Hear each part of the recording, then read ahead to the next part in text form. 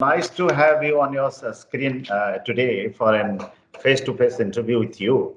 And we have been trying very much to have you on the screen for a face-to-face interview regarding your hospitality journey from 1980s and Gujarat as an entrepreneur in hospitality business. So everybody knows about you, Mr. Russell, in the field of hospitality, especially in Ahmedabad and few major cities of Gujarat.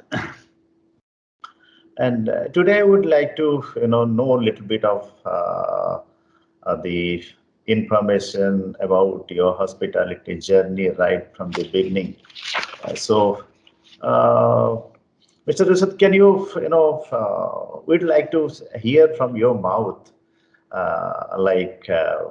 how you have started your journey of hospitality, which year, how is your hospitality education, where are you from originally? Can you please say something about this thing for viewers and audience? Hi, Mr. Mangaraj.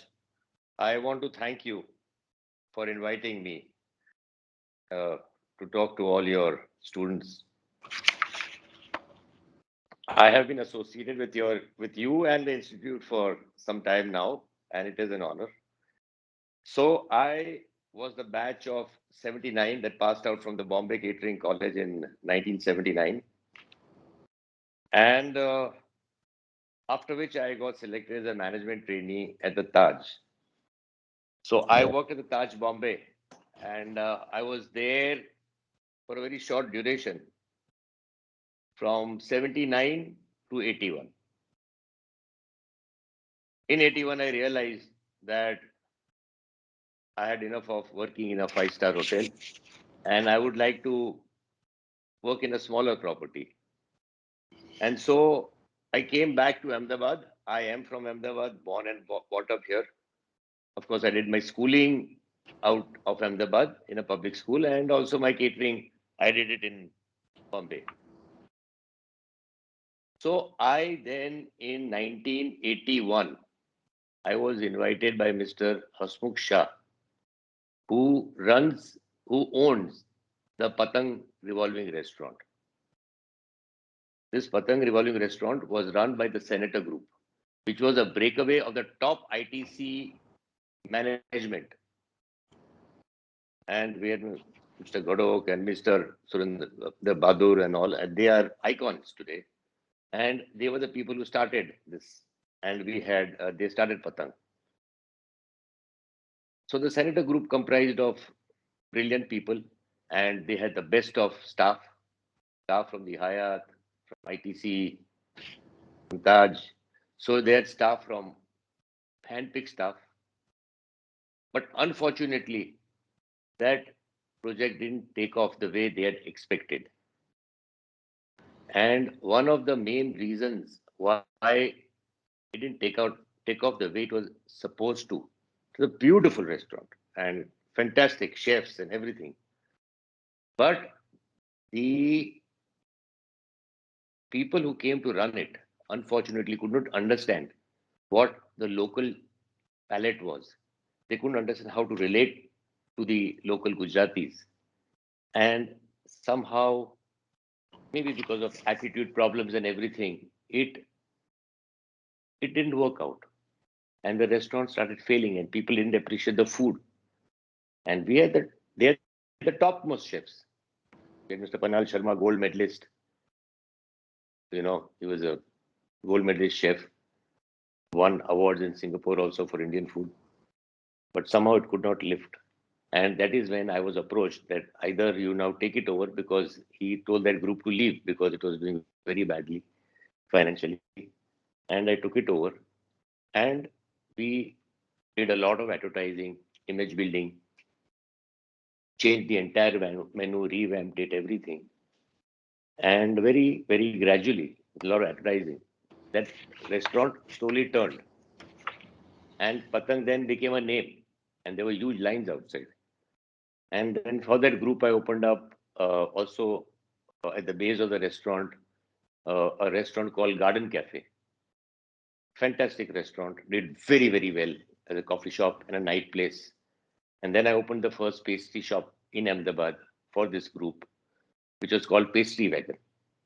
And Pastry Wagon also was the first pastry shop, and it was a name to reckon with. Before that, we had only Italian bakery and all, small bakeries making different types of small cakes and everything. And now we had bakers from ITC, so I put them to use. And we had boxes. Every flight had a lot of people coming up with La Patisserie boxes. So that's how I realized that all the people who go to Bombay go to La Patisserie, the Taj, and they get the pastries here because they were not available. So we opened it here, and it was very well accepted. And I opened a restaurant called Angithi, which was first very good Indian fine dine restaurant. And one more restaurant I opened for them, which was called Thikana. Thikana was a Dampuk restaurant, and we had one chef from ITC who had stayed behind.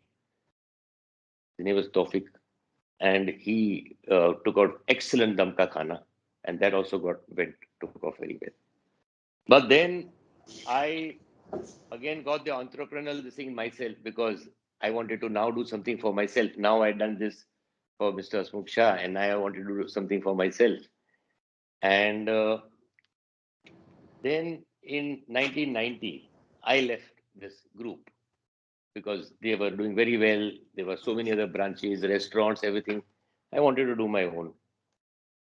And so I but before that, I needed capital. And I took a contract in 1991.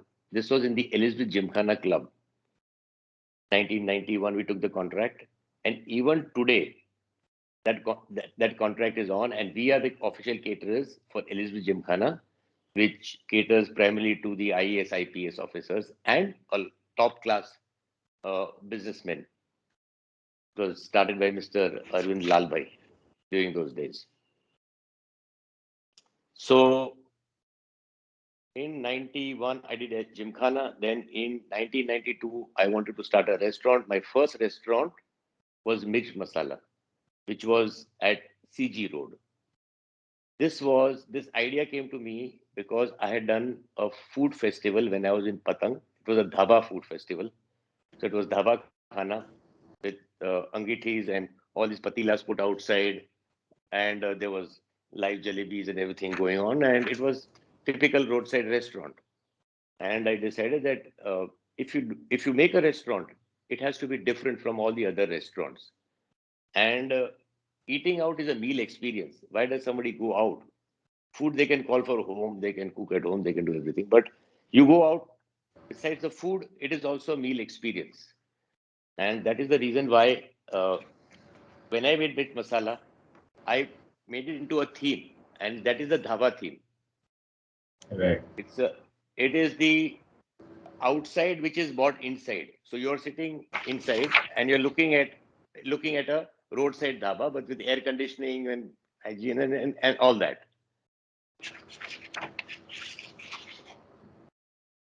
Yes.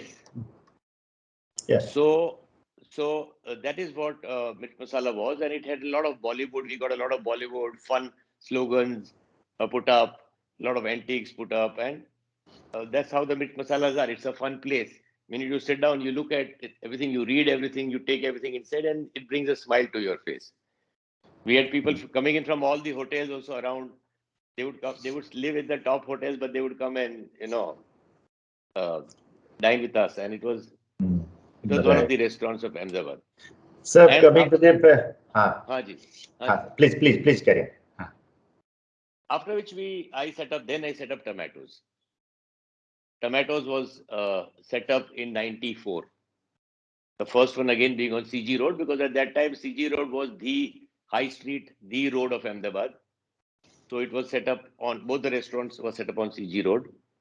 And Tomatoes, I wanted it to be totally different, and we took a big risk, and we had an American diner of the 50s and 60s. We were the first American diner in India. We did not have TGIFs or Ruby Tuesday or Chicago. Pizza Pie, or we didn't have any of these. We didn't have Hard Rock. We were the first. So it was very difficult for people to even understand, okay, what is this? What is this chef done? Basically, it was so different. It was a very big success. We had people who were from that era, so it was a big success. And it's a fabulous diner, very authentic diner, for which I traveled to the US, to Europe. I bought all the memorabilia, all the posters and everything. They're authentic posters that are put up, and I procured everything from the garage sales, and I went to collectors and I bought everything, and that's how tomatoes came into being. And if you want to know what it is, then you have to go to American diners. Just Google it. You will know what this whole thing is about, Right, basically. right. Like you have a different brands, like you have Mirch Masala Indian, you have tomatoes, you have spinning tomatoes, you have angiti and all. So did you have to make a different strategy for the different consumers? Yes, because every restaurant that we have is so different that even our the guest profile also varies. Mirch masala is a dhaba with North Indian khada masala khana. This has got Mexican, Mexican, Italian, and American food, and so the crowd profile is different. The marketing, the style of marketing, the placement of the restaurants, everything had to be done initially. Initially, it had to be done absolutely differently, as if they're two different owners and two different properties. It is only after 18, 20 years that now it has come under one thing. Otherwise, it was marketing and branding and placement of the restaurants had to be done very Yes. Uh, So, any experience you'd like to share as a struggling entrepreneur? Sir, with God's grace, I never struggled. I'm blessed, probably. I never struggled. For me, it was fun. Even if you are got less money, you got financial problems, you got that, but that is fun. So it is. I feel the word struggle is not the right this thing. That we did. I didn't struggle. Just things just happened. It happened. It kept on going on, and it's yet going on. So you have a smooth selling in this as an entrepreneur. So Yes, smooth that's sailing. a so good. Ups and downs in life is always there. There are challenges.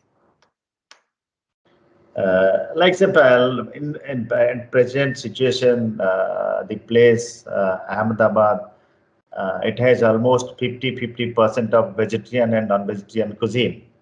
Yes. So, do you think vegetarian cuisine has a future that definitely it is going to stay, even if you take India as a whole? Very much so. The trend today, what I am seeing uh, is that there is a very strong leaning against vegetarian food. Even youngsters today, they are all leaning towards vegetarian food and they're preferring that. So the ratio of veg restaurants obviously are, I would say, about 60-40, maybe more of 70-30 might be. You are the right person to uh, answer that, Mr. Mangaraj. So, but in Ahmedabad, Gujarat, naturally, it's vegetarian restaurants.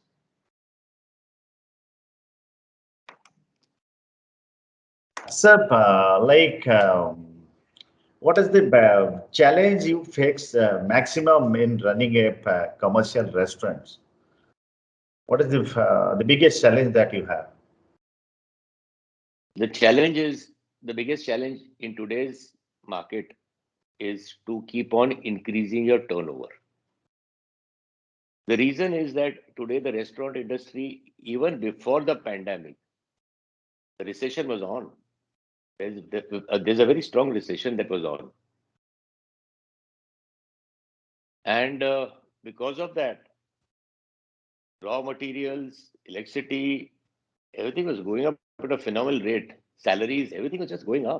And the sales for the F&B industry, as everyone is aware, was stagnant. It was stagnant. It was not growing to the way it should grow as compared to our this thing. So that's the biggest challenge that the industry was facing.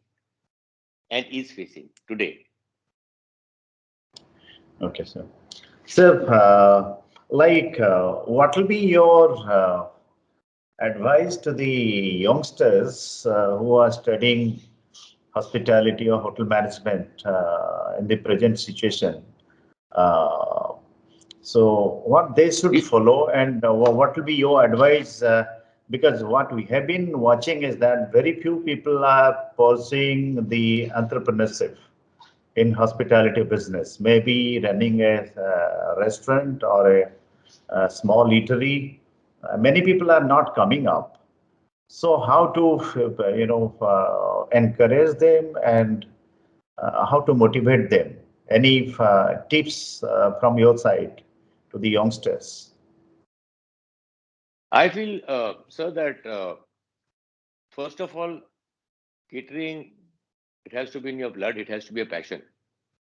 Running, you know, and today what I also feel that people find that restaurants are a risky business, and they rather do a job because it's there's a salary, they're in demand, there are huge salaries in fact, and they're secure, so they're looking out for security. They're seeing a lot of restaurants coming up, closing down, happening. Friends are opening up cafes, doing well for some time, then again closing down. But I feel that at the end of the day, to be your own boss, to run your own business, uh, that is the best feeling that youngsters should do. They can start small. Like I started small, very small. We all start small, and then we branch out and we keep going. And I feel that the youngsters should really work hard. They should think big. They should reach for the stars and beyond. They should keep on pushing themselves. And it's only when you think big, when the youngsters will think big, will they, have success, rather get Okay. success. So nowadays there is a concept which is going on. Everybody, wants to reduce the manpower recruitment and spend less on the payroll. So the convenience products are coming up in the market, like convenience gravies, convenience soups, and everything is coming up. So, what is your opinion in this context? Like there are few products which are running in the Indian scenario, hospitality business, convenient gravy. So generally they use it for the mass catering, volume catering. So can that also be applicable to the retail business also? See, it's like this that today, the first thing that, as I mentioned before, that everybody has to cut costs and corners. And today, one of the biggest overhead we have today are our salaries, right?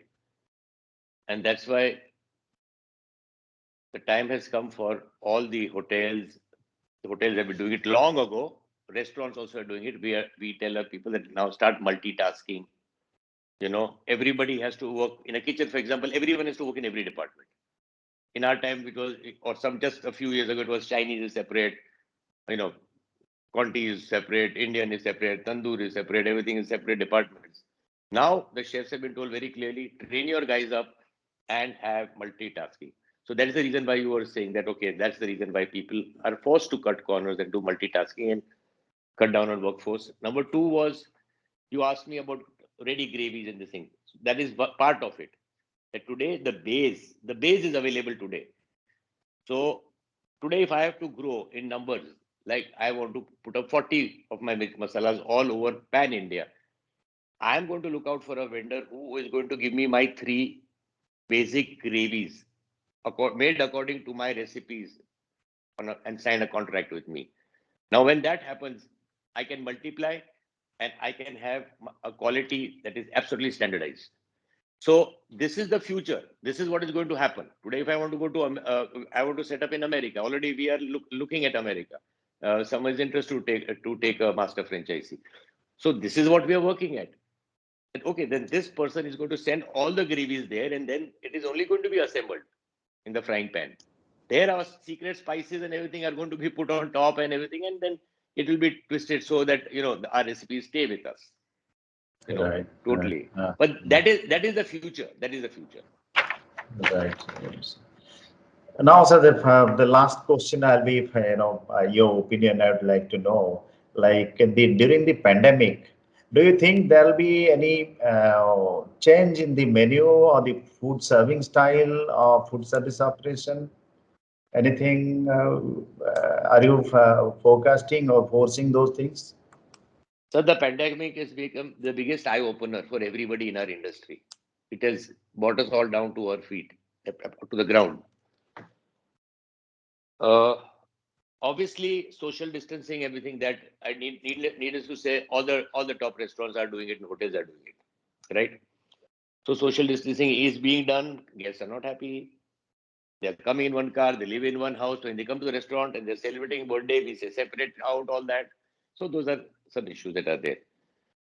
But what I'd like to tell, what is very interesting is that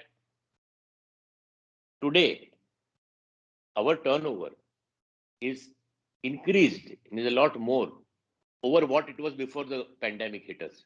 My turnover increased. So what does that? It made me realize that my God, my brand has got a value, and people are looking at brands that are established and have been there around for years, and they are trustable. So this is where it has been an eye opener, where we realize we are humbled because today there are huge people, masses of people coming. Maybe they were in the pandemic, they were closed, they were locked up for so many times, so they wanted to go out. But even then, so business has only gone up for us, and it has been a learning experience. And the most important, we realize that with less staff, we are making more turnover. Yes, great. That's great. Yes. Hmm. That's great, sir. Anyway, Mr. Russell, it is a great pleasure to talk to you so that you have addressed few points of concern to the industry and to the aspirant students also. So in future, would like to catch up with you in many areas so that you can motivate our students and the other audience who are looking at to it. Thank you, sir, very much. Thank you very Thank you, much. I sir. will be, sir. Thank Thank you, you, sir. sir. My Yes. my, my Bye. pleasure. Always a pleasure meeting you. Thank you, sir. Thank you very Okay. much. Okay. Okay. See Okay. you, sir. Bye. Bye.